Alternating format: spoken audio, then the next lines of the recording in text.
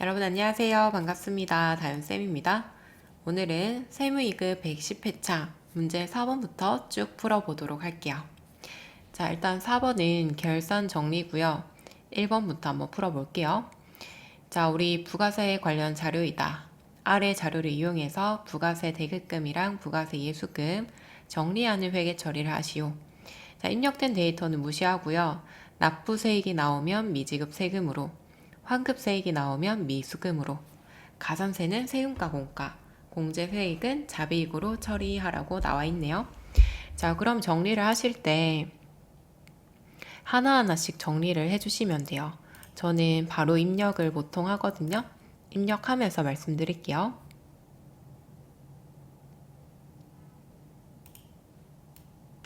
자, 12월 31일. 자, 저희가 부가세를 정리해야 되고, 일단 부가세 예수금은 부채입니다, 여러분. 매출세액이고 부채예요. 차변에 부채 감소를 시켜주는 거예요. 부가세 예수금, 부채 감소 72만원. 자, 그 다음에 차변 다 할게요. 자, 가산세는 세금과 원가, 비용 증가 800번대 넣어주시고, 만원. 자, 그 다음에 대변으로 부가세 대급금을 정리하시는 거예요. 부가세 대급금은 매입 세액이고요. 자산이거든요. 그래서 자산 감소 대변 쪽으로 52만원 넣어주시고, 그 다음에 전자신고 세액공제는 만원. 우리 부가세 신고서 넣을 때 만원 공제했던 거 있죠? 그거는 자비익으로 넣어주시는 거예요. 만원. 자, 이렇게 회계 처리했더니 대차 차익으로 20만원 뜨죠. 자, 이 금액이 플러스로 뜨면 저희가 납부해야 되는 세액이다 라는 뜻이고요. 마이너스로 뜬다면 환급받아야 된다, 즉 미수금으로 회계 처리해 주시면 돼요. 자, 그럼 지금 플러스로 떴기 때문에 대변 잡아주시고 미지급 세금으로 잡아주시면 됩니다. 자, 그래서 부가세 예수금 부채 감소 차변의 정리, 부가세 대급금은 자산 감소 대변의 정리, 세금과 공가, 그 다음 자비익 각각 넣어주시고, 대차 차익이 플러스가 뜬다, 미지급 세금, 마이너스가 든다, 환급 받아야 되기 때문에 미수금으로 정리. 자, 그리고 지금 보시면, 자, 여기 보시면, 자, 얘가 매출세액이라고 말씀드렸죠. 매출세액에서 매입세액 빼면은 납부세액 나오고요. 20만원 나왔죠? 자, 그 다음에 가산세는 저희가 내야 되는 거고요. 세액공제는 말 그대로 빼주는 거죠. 그럼 얘들은 그냥 플러스 마이너스 하고 빵원 들어가니까 우리는 20만원 내야 된다. 미지급 세금 잡히는 거죠. 자, 참고로 저희가 지금 2기 확정이면 10월부터 12월까지 부가세를 모아서 정리를 하고 12월 31일 말일에 정리를 하는 거예요. 이렇게 정리했다가 언제 신고 납부하시면 돼요? 다음 달 25일까지 20만원을 신고 납부하시면 되는 거예요. 자, 그래서 각각 정리하면서 대차 차익 뜨도록 만들어 주시면 돼요. 자, 그 다음에 2번. 자, 차익금이 있었고요. 장기 차익금 24년 6월 30일 도래한다. 자, 지금 현재가 23년 12월 31일이거든요. 그러면 이때 기준으로 이제 몇 개월 남았어요? 6개월 남았죠. 그럼 만기가 1년 이내로 도래하죠.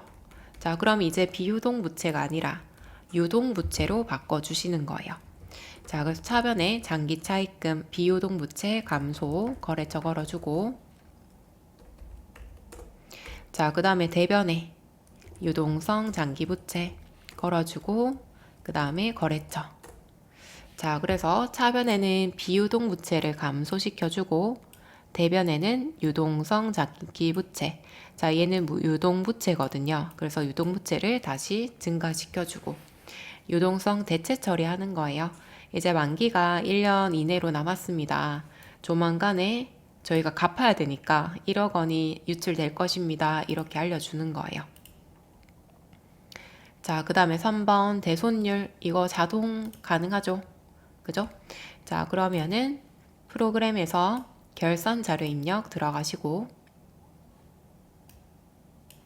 자, 결산 자료 입력 들어가시면 엔터 치시면 1월부터 12월까지, 자, 12월부터 12월 이렇게 하시면 안 돼요. 저희는 1년치를 전체 정리해야 되기 때문에 1월부터 12월까지 엔터 치면은 딱 떠요. 자, 그 다음 위에 F8번 대손삼각 보이시죠?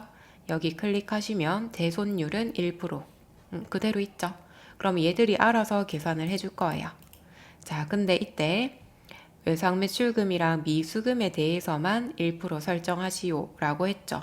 그러면 받으러움을 지워주셔야 돼요. 자, 지울 때에는 0 하고 엔터 치시면 지워집니다. 이렇게 지운 다음에 하단에 결산 반영 클릭, 그 다음에 F3번 전표 추가 클릭. 전표 추가하시겠습니까? 예. 자, 그러면 자동 결산 분계 완료라고 이렇게 딱 뜨죠. 자, 그러면 프로그램이 알아서 회계 처리를 다 해줬고요. 이렇게 하시면 돼요. 크게 어려운 거 없죠, 얘는? 자, 대손삼각 클릭하고 대손율 만약에 2%다 그러면 2% 바꿔주면 되겠죠. 그 다음 필요 없는 거는 삭제 꼭 해주고 결산 반영 전표 추가 해주시면 끝나요. 자, 그 다음에 참고로 여기에 금액 있죠? 이 금액. 제가 지금 띄운 금액이랑 여러분들이 보고 있는 금액이랑 다를 수가 있어요. 왜냐면 제가 앞에 회계 처리 안 하고 지금 바로 결산부터 프로그램을 열었거든요. 그럼 앞쪽에 뭐 일반 전표, 메인 매출 전표 하면서 외상 매출금 받으러 온 분계를 했겠죠? 근데 저는 분계를 안 했거든요. 그래서 이 금액이 다를 수는 있습니다, 여러분. 자, 시험 칠 때도 마찬가지. 얘는 신경 쓰지 말고 그냥 저희는 대손율, 그 다음에 필요 없는 거 지우고 결산 반영, 전표 추가까지 누르면 이 안에서 했으면은 맞는 거라고 봐줘요. 자, 그 다음에 4번 무형자산 감가상각. 자, 무형자산에도 정말 많이 질문하시는데요. 자, 일단은 얘는 무형자산은 직접법으로 보통 분계를 하거든요. 이거는 뭔지 보여드릴게요. 자, 미상각 잔액은 1,600만 원이다. 자, 전기부터 감가상각을 하고 남은 금액이 1,600. 다시 얘기하면 얘는 취득가액은 아니라는 뜻이에요. 취득가액에서 감가상각 빼고 남은 금액이 장부금액이죠. 그 금액을 미상각 잔액이라고 하는 거예요. 자, 그러면 미상각 잔액이 나왔을 때에는 저희가 나누기 내용연수 하셔야 되죠. 그때는 5년간 균등상각하고 있다. 내용연수 5년. 이때 주의하실 점은 저희가 작년부터 취득했고 감가상각 1년 하고 넘어왔겠죠. 그럼 1년 빼고 4년으로 감가상각 하셔야 돼요. 자, 그래서 정리를 해드리면 만약에 무형자산일 때 문제에서 취득 원가를 알려준다. 그러면 내용연수 나누시면 돼요. 자, 근데 취득 원가 안 알려주고 미상각 잔액을 알려준다. 미상각 잔액은 장부 금액이거든요. 감가상각 이후 금액 알려주면 내용 연수도 감가상각하고 남은 내용 연수, 자녀 내용 연수로 나눠주셔야 돼요. 자, 그럼 취득 원가가 여러분들 모르겠지만 제가 그냥 바로 적어드리면 2천만 원이었다는 거거든요. 그 다음에 5년 이렇게 한 거랑 여러분, 자, 그 다음에 지금 1,600만 원 나왔죠. 나누기 전체가 5년인데 전기에 감가상각 했대요. 그럼 1년 빼고 이제 4년 남았죠. 이렇게 하시면은 두 개 금액이 어때요? 동일하죠, 여러분. 그죠? 400만 원으로 동일하죠? 이렇게 구해 주셔야 돼요. 그래서 만약에 취득 원가 알려준다. 전체 내용 연수 나눠주시고, 근데 취득 원가 안 알려주고 미상각 잔액, 감가상각 이후 금액 알려준다. 그럼 내용 연수도 마찬가지. 감가상각하고 남은 내용 연수, 즉 4년으로 나눠주셔야 돼요. 자, 이렇게 하는 이유가 뭐냐면 전기부터 분개해 드릴게요. 자, 우리 전기에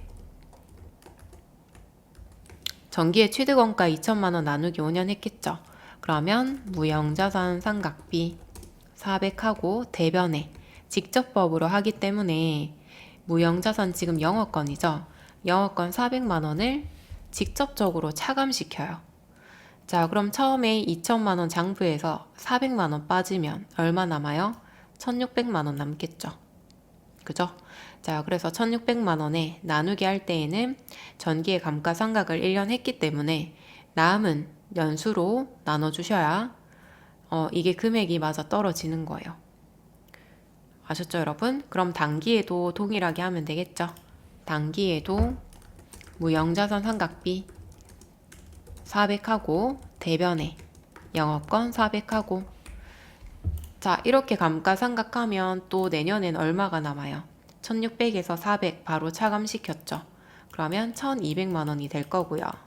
또 차기로 넘어가면 그 다음 5년 중에 1년 전기했고 단기했죠. 차기로 넘어가면 2년 했죠. 1200만 원 나누기 3년 하시면은 이번에도 400만 원 나오겠죠. 자, 그래서 무형자산 나올 때 주의하실 점. 취득원가 나오면 전체 내용 연수. 근데 감가상각하고 남은 미상각 잔액을 알려주면 내용 연수도 동일하게 5년에서 감가상각한 거 빼고 1년 했죠. 전기에 빼고 4년으로 나눠 주셔야 돼요. 내용 좀 어렵죠. 그래서 무형자산 나오면 정말 많이 어려워하시는데 이것만 좀 잘 기억해줘요. 자, 그럼 400만 원 구해놨죠? 그러면은 회계 처리 나는 직접 하겠다. 그럼 직접 하시면 되고요. 나는 프로그램 도움을 받겠다. 자, 결산 자료 입력 들어와 주시고 1월부터 12월까지. 자, F7번 감가상각 누르면 보통 없어요. 있으면 좋은데 보통 없거든요. 그럼 제가 400만 원 구해놨죠? 그러면 쭉 내려오셔서 무형자산 상각비 밑에 영업권 있죠? 여기에 저희가 구해놨던 400만 원 입력해주고 마지막으로는 전표 추가 꼭 눌러주고 자, 그래서 무형자산 상각비 밑에 영업권 400 넣어주고 전표 추가 해주시면 분계가 됩니다. 자, 그래서 4번 잘 기억해주세요. 자, 그 다음에 결산자료 입력해서 재고자산 넣으시오. 자, 얘도 자동 결산 가능하죠.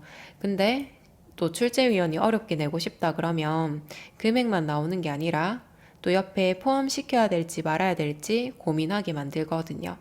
자, 선적진도 조건으로 매입하고 운송 중인 미착 원재료.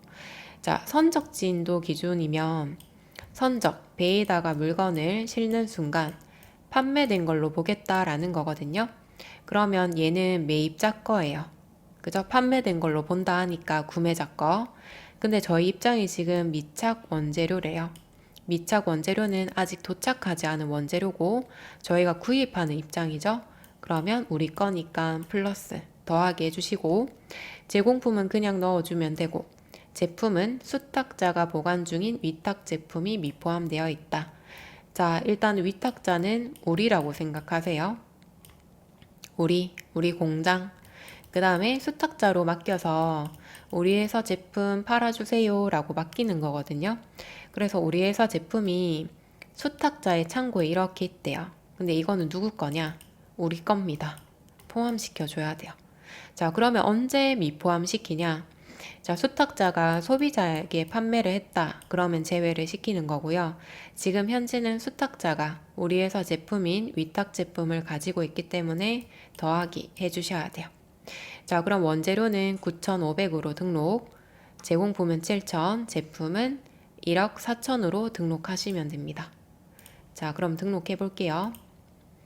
자, 결산자료 입력 들어와 주시고 우리 들어와 있는 상태죠? 1월부터 12월 결산 반영 금액에다가 원재료, 그 다음에 제공품 각각 자리에 잘 넣어 주시면 돼요. 자, 그럼 9,500 넣어 주고요. 그 다음에 제공품, 자, 밑에 제공품 있죠? 7,000. 자, 그 다음에 제품은 요거 500만 원 추가시키기로 했죠? 1억 4천. 자, 각각 칸에 잘 넣어주고 전표 추가. 자, 전표 추가는 자동 결산 다 하고 마지막에 한꺼번에 하셔도 되고요. 아니면 한 문제 한 문제 하면서 하셔도 되고요. 이거는 편한 대로 하세요. 자, 그래서 각각 자리에 넣어준 다음에 전표 추가. 자, 그러면 결산은 다 끝났죠? 자, 그래서 난이도가 여러분들이 조금 어려워하시는 게 보통 1번이랑 4번 많이 어려워하시더라고요. 그래서 이게 너무 그전 회차기 때문에 중복된 문제가 또 나올까 싶기는 한데 그래도 혹시 모르니까 4번 같은 거 내가 잘 몰랐다 그러면 추가해서 좀 봐주시면 좋을 것 같습니다. 자, 그럼 이제 문제 5번 원천징수로 넘어올게요. 자, 원천징수 1번 문제는 지금 급여 자료 입력이네요.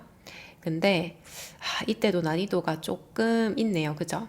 급여 자료면 보통 급여만 입력하고 끝나는데 여기에는 부양가족까지 반영하고 그 다음에 급여하래요. 그러니까 난이도를 좀 올렸습니다. 그쵸? 제가 봤을 땐 110회차가 조금 이런 포인트에서 어렵지 않았나 라는 생각이 좀 드는데, 자, 일단은 사원 여기 들어가 봐야겠죠? 원천징수 클릭하시고요. 자, 지금 아래 자료 이용해서 사원 등록의 부양가족 명세 탭 반영하고 수당공제 등록하고 급여 자료 입력 수행하시오. 자, 그럼 첫 번째로 사원 등록 들어갈게요. 자, 들어가서 기물이 있죠? 부양가족 명세 클릭하면 그래도 등록은 되어 있네요. 여기에서 된다 안 된다 체크만 해주시면 되는데, 자, 본인은 뭐 그냥 두시면 되고요. 배우자, 자, 배우자는 나이 따지지 않고요. 소득이 있는지 없는지는 따져봐야 되는데 소득이 없대요. 그러면은 배우자. 자, 그 다음에 입양 자녀. 소득이 없대요. 나이도 지금 4살밖에 안 되죠? 그러면 20세 이하 클릭해주고요. 그 다음에 입양 신고했대요. 그럼 출산 입양에 첫째로 등록해 주셔야 됩니다. 자, 그 다음에 또 많이 질문하시는 게 김아연은 자녀인데 왜 자녀 공제 체크 안 됐나요? 제가 그냥 할까요? 이렇게 말씀하시는 분들이 계시는데, 자, 자녀는 여기 하단에 보시면 자녀 세액 공제는 8세 이상 20세 이하인 경우에 공제받을 수 있다 이렇게 뜨죠. 그럼 얘는 8세 이상이 아니죠. 그래서 자녀 세액 공제는 자동으로 체크가 되지 않습니다. 자, 그래서 경로우대, 그 다음에 자녀 체크, 입양은 저희가 직접 체크해야 되고 출산은 나이 때문에 여기 연도 때문에 자동으로 체크가 돼요. 자, 그래서 자녀 세액 공제는 그냥 두세요. 저희가 체크하지 말고 프로그램이 알아서 하도록 놔두시면 됩니다. 자, 그 다음에 급여 자료 들어갈게요. 자, 식대, 자가운전 보조금, 육아수당, 야간근로수당 이렇게 쭉 있고 과세인지 비과세인지 체크해야겠죠? 자, 일단은 식대, 현물 식사와 함께 제공하고 있다. 자, 이거에는 과세죠, 여러분. 식사를 제공받으면 비과세가 아닙니다. 과세. 자, 그 다음 자가운전 보조금은 조건 따져봐야 되죠? 본인 명의의 차가 있는지, 업무 목적으로 사용했는지, 그 다음에 교통비를 지급하지 않았는지. 자, 다 통과했죠? 그러면 비과세. 자, 육아수당 6세 이하 자녀, 입양 자녀 포함 한 명당 20만 원씩 육아수당을 지급하고 있다. 자, 얘도 비과세고요. 6세 이하 자녀가 있으면 육아수당은 비과세로 들어갑니다. 근데 다만 여기에서 또 헷갈렸던 포인트가 10만 원까지만 비과세거든요. 근데 지금 10만 원 초과했죠. 근데 초과한다 하더라도 그냥 전액 다 비과세로 등록해 주시면 돼요. 왜냐면 프로그램이 10만 원까지만 비과세 잡아주고요. 나머지 초과한 부분은 알아서 과세로 잡아버려요. 그렇기 때문에 저희는 과세인지 비과세인지만 잘 체크해 주시고 한도는 신경 안 쓰셔도 돼요. 자, 그 다음에 수당 등록 시 월정액 및 통상임금은 고려하지 않고 사용하는 수당 이외 항목은 부로 반영한다. 자, 부로 반영하라고 했기 때문에 반영해 주시고, 자, 불러온 데이터 무시하고 직접 입력한다. 자, 그럼 이렇게 과세인지 비과세인지 체크를 다 했고요. 자, 근데 여기에 야간 근로 수당이 있죠, 여러분. 야간 근로 수당은 조건이 있긴 합니다. 근데 프로그램에 입력하실 때에는 무조건 비과세로 등록해 주셔야 돼요. 왜냐면 급여 자료 입력에서 과세 비과세를 체크하는 게 아니라 사원 등록에서 땡겨오는 거예요. 우리 아까 기물이 있죠.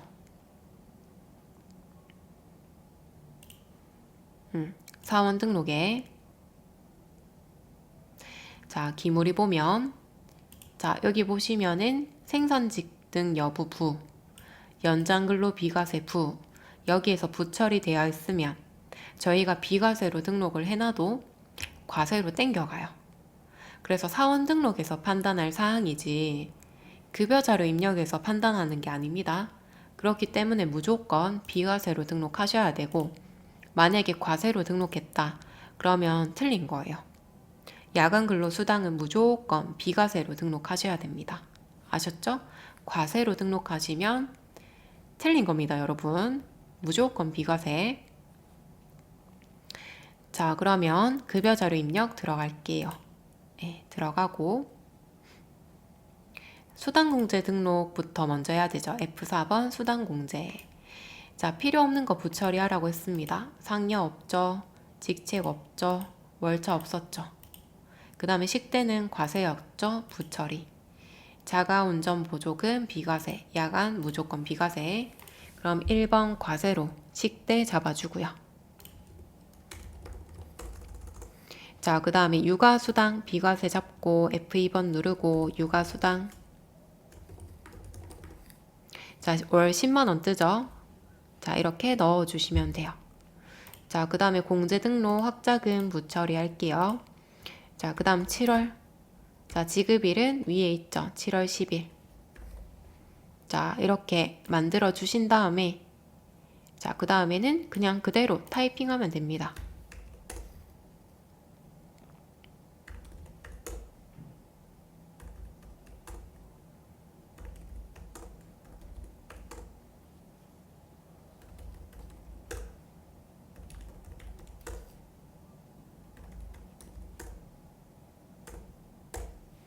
자, 다 넣고, 자, 마지막으로 공제 합계랑 지급 총액 맞는지도 좀 잘 체크해 주고요. 자, 그리고 한번 볼게요. 우리 자가운전 보조금 비과세였죠. 야간 근로수당 과세였죠. 식대 과세였고 육아수당은 10만원까지만 비과세였죠. 그럼 여기 밑에 보면 프로그램이 알아서 땡겨가요. 그쵸? 20만원 땡겨갔고 10만원 땡겨갔죠. 그 다음에 야간 근로수당 저희가 비과세로 등록했지만 기물이가 사원 등록에서 생산직 부였고 야간 근로 비과세가 아니었죠. 과세였죠. 그렇기 때문에 야간 근로 수당은 알아서 과세 쪽으로 땡겨갑니다. 자, 그래서 일단은 한도 신경 쓰지 말 것. 야간 근로 수당은 무조건 비과세로 등록할 것. 나머지 조건만 잘 따져보시면 되죠. 자, 그 다음 마지막 문제 연말정산. 자, 일단은 회계부서에 재직 중인 김감용이고요. 연말정산 추가 자료 입력에 부양가족 탭 모두 작성하고 연말정산을 완료하시오. 자, 본인이 연말정산 세부담 최소화를 가정할 거고 연말정산 입력 탭은 직접 입력하지 않겠다. 자, 그러면은 일단 제일 중요한 거 부양가족 넣을지 말지 체크해 봐야겠죠. 자, 그러면 여기 프로그램에 연말정산 추가 자료 입력 들어오시고요. 자, 이렇게 땡겨 오시고, 자, 김감용 F2번 눌러주고, 김감용 땡겨 올게요. 자, 그런 다음에 부양가족, 다행히 등록은 되어 있네요. 그쵸? 자, 그러면 체크 한번 할게요. 자, 일단 본인이 남자입니다. 일로 시작하죠. 근데 혹시나 여자면 부녀자 공제 되는지 체크 한번 해봐야 돼요. 자, 부녀자 공제 조건 아시나요? 부녀자 공제. 일단은 여자에다가 배우자가 있거나 또는 배우자가 없다면 부양가족이 있어야 돼요. 자, 그리고 총 급여액이 이거 정확하진 않은데 그냥 4천만 원 이하로 외우라고 하거든요. 얘가 딱 떨어지진 않아요. 뭐 4,100 얼마 이렇게 쭉쭉쭉 있긴 한데 그렇게까지 안 나올 것 같아서 그냥 4천만 원 이하로 외워줘요. 자, 그래서 여자다. 그러면 부녀자 공제 안 되는지 체크 한번 하고 그 다음에 한부모 공제도 한번 체크를 해보셔야 되는데 자, 한부모 공제는 남자 여자 상관없고요. 배우자 없이 자녀를 혼자 키우면 돼요. 그리고 얘들은 소득 제한 없습니다. 자, 그리고 부녀자 공제랑 중복 공제 안 됩니다. 자, 근데 지금은 어차피 여자도 아니고 그 다음에 배우자가 있네요. 그러면 한부모랑 부녀자는 뭐 안 되겠죠. 그죠? 자, 그 다음에 배우자 근로소득 금액이 1,000만 원이 있대요. 자, 우리 근로소득 금액은 150만 원까지 가능합니다. 150만 원까지. 자, 이것도 제가 150만 원까지입니다 라고 말씀드리면 엄청 많이 묻는 게, 아니 우리 100만 원 이하 아니었나? 왜 얘는 150만 원이냐? 이렇게 많이 물으셔요. 자, 근데 그 이유는 일단 조건은 다른 소득 없이 근로소득만 있을 때예요. 근로소득만 있을 때. 자, 우리가 총 급여액이 아마 500만 원까지는 외우셨을 거예요. 여기서 근로소득 공제라는 걸 한번 해주는데 500만 원까지는 70%를 빼줍니다. 500만 원 곱하기 70%까지는 빼줘요. 다시 얘기하면 500만 원 중에 30%만 근로소득으로 보고 세금 매기겠다라는 뜻이죠. 자, 그러면은 근로소득 금액이 150만 원이 나옵니다. 자, 그래서 총 급여로 나오면 500만 원 이하면 부양가족으로 넣을 수 있고, 근로소득 금액으로 나오면 150만 원 이하면 부양가족으로 넣을 수 있어요. 다만 근로소득만 있을 때. 자, 그럼 여러분 만약에 근로소득 금액이 100만 원이 나오려면 총 급여가 얼마로 되어야 될까요? 이게 딱 떨어지진 않아요. 333만 뭐 이렇게 쭉쭉쭉 가거든요. 근로소득 공제 333으로 치고 곱하기 70% 빼주고, 자, 100만 원이 뜨려면은 우리가 70% 공제율이 정해져 있기 때문에 딱 안 맞춰져요. 100만 원 딱 안 돼요. 그러니까 총 급여액이 333333 이렇게 가야 되잖아요. 그럼 금액이 깔끔하지가 않죠. 그래서 우리가 70%까지는 500만 원이거든요. 500만 원 이하까지는 70% 빼주니까 딱 500만 원까지 들어갑니다. 자, 그래서 근로소득만 있을 때에는 총급여가 500, 근로소득 금액이 150이고요. 그리고 다른 소득이 있다라고 치면은 원래 하듯이 있죠? 총급여 333. 얘를 초과하면 안 되겠죠. 자, 그래서 보통은 근로소득만 있는 경우가 나오거든요. 150입니다. 총급여가 나오면 500만 원이고요. 자, 어쨌든 한참 초과했죠. 그죠? 그러면 안 돼요. 소득 때문에 안 돼요. 자, 그 다음에 붙인 부동산 임대 소득 금액. 자, 부동산 임대 소득 금액은 별다른 언급이 없으면 주택이 아니라 상가라고 봐주시면 돼요. 상가. 상가 소득에다가, 그리고 부동산 상가 임대 소득은 사업 소득으로 들어가요. 사업 소득. 자, 사업 소득 금액이 100만 원 이하면 부양가족으로 넣을 수 있다라고 했었고, 여기에서 빠지면 되죠. 총 수익 금액에서 경비 빼면은 90만 원 나오죠. 100만 원 이하니까 부친은 넣을 수 있어요. 그죠? 자, 부친 김수필. 자, 나이도 통과했기 때문에 60세 이상. 자, 우리 아까 강희영 배우자는 안 되죠. 부 그대로 두시고.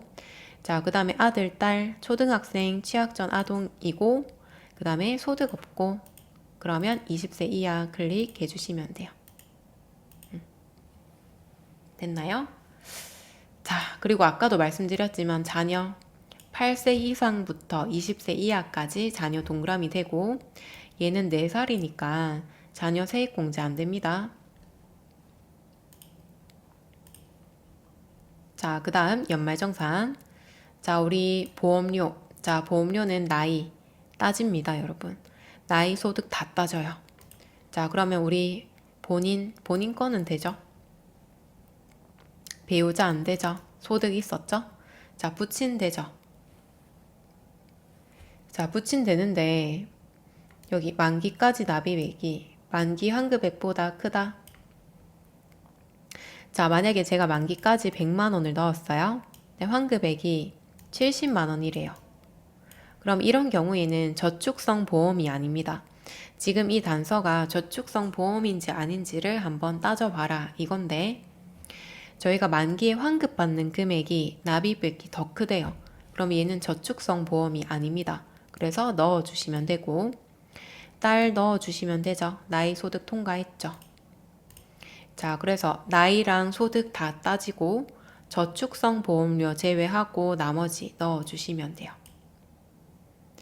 자, 그러면은 본인, 자, 김감용 클릭하고 하단에 보험료 노란색 더블 클릭.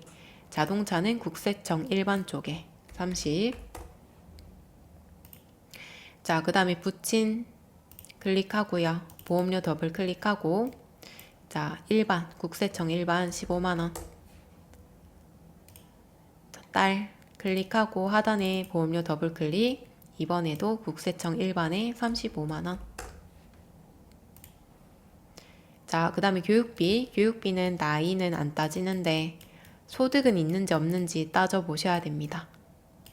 자, 일단은 본인 거. 본인은 대학원 가능해요.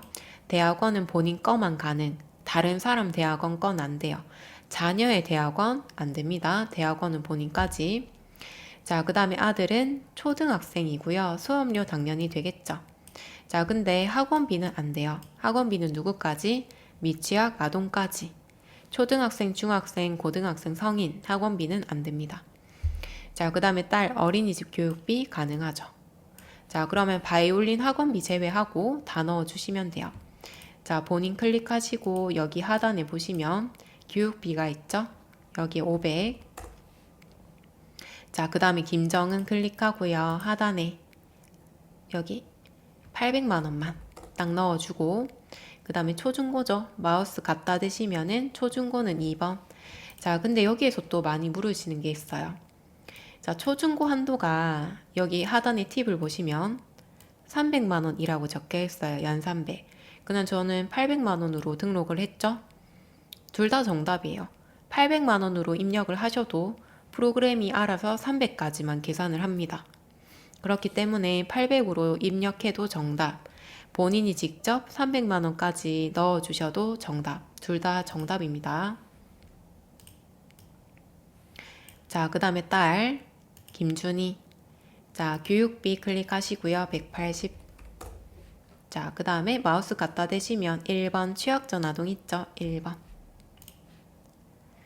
자, 그 다음에 의료비. 자, 의료비는 나이 소득 따지지 않기 때문에 나의 부양가족 모두 넣을 수 있어요. 자, 본인, 자, 안경 렌즈는 50만 원까지죠. 자, 부치는 넣어주시면 되고, 딸도 치료 목적이네요. 넣어주시면 돼요. 자, 그럼 의료비 탭 들어오시고요. 그 다음에 본인 땡겨오고, 증빙코드는 1번, 건수 1건, 금액은 50. 자, 그 다음에 두 번째. 자, 부친 불러오고요. 국세청 1건 150. 자, 그 다음에 딸 김준희. 자, 국세청 건수 1건 25만 원 넣어주시면 돼요. 자, 그 다음에 신용카드 사용액. 어차피 본인 거밖에 없지만 만약에 부양가족 명의의 신용카드가 나온다. 그러면 나이는 따지지 않고 소득은 따져보셔야 돼요. 그리고 형제 자매 명의의 신용카드는 아예 제외입니다. 참고해 주시고, 자, 본인의 신용카드 사용액. 이건 또 쉽게 나왔네요. 신용카드 클릭하고 본인 국세청 자료에 신용카드 2150. 자, 그 다음에 연금저축. 자, 우리 연금저축은 본인 거만 가능해요. 자, 그러면은 연금저축 등 1번 연금저축이죠. 그럼 두 번째 2번 연금저축 F2번 눌러주시고요. 농협 중앙에 넣어주고, 그 다음에 그대로 타이핑. 금액은 600. 자, 그러면 다 넣었죠. 다 넣어주시고 마지막으로 꼭 해주셔야 되는 거. 연말정산 입력 탭 클릭. F8번 부양가족 탭 불러오기. 이거 많이 했는지 안 했는지 많이 이제 기억이 안 난다 하시더라고요. 자, 꼭 눌러주셔야 돼요. F8번. 얘가 아마 누르는 걸 깜빡하시면 1점이나 2점 정도 감점될 것 같거든요. 근데 1, 2점 되게 중요하잖아요. 그죠? 꼭 눌러와요. 꼭 누르시고, 그 다음에 시험지에 내가 이제 F8번 눌렀다 이렇게 적어주시면 좀 좋겠죠. 그러면 내가 불러왔구나 안심하고 다른 문제 풀면 되니까 좀 적어주시면 좋을 것 같아요.